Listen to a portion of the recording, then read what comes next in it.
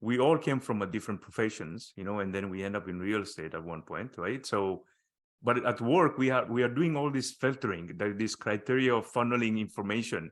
But when it comes to real estate, we kind of struggle in that, right? Like we don't seem to try to funnel down what we are exactly looking for. But I like these questions that you are asking your clients, because um, Windsor offers everything. If I recall, you have a student rental, you have multifamilies, you have single families, you have townhouse, you name it, right? So, but again, it goes also as part of the due diligence of the individual investor.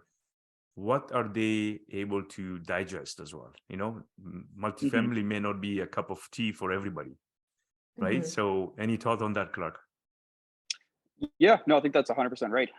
Like for example, there's one client I'm working with. He's just starting out, going to be his first ever property actually. Young guy too, he's like 22, 23 or something like that. Man. And he talks to me, he's like, hey man, I'm learning about wholesaling, do this kind of stuff. But I'm like, man, you're trying to get a 5% down CMHC loan on a wholesale deal. Like, I'm sorry, that's just not happening. You are not the right buyer for a wholesale deal.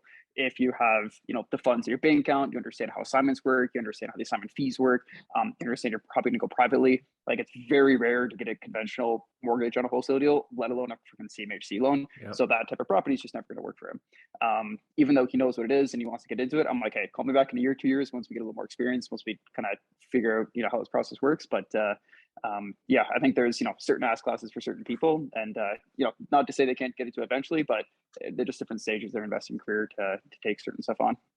Yeah, definitely. I mean, it is an interesting journey for sure.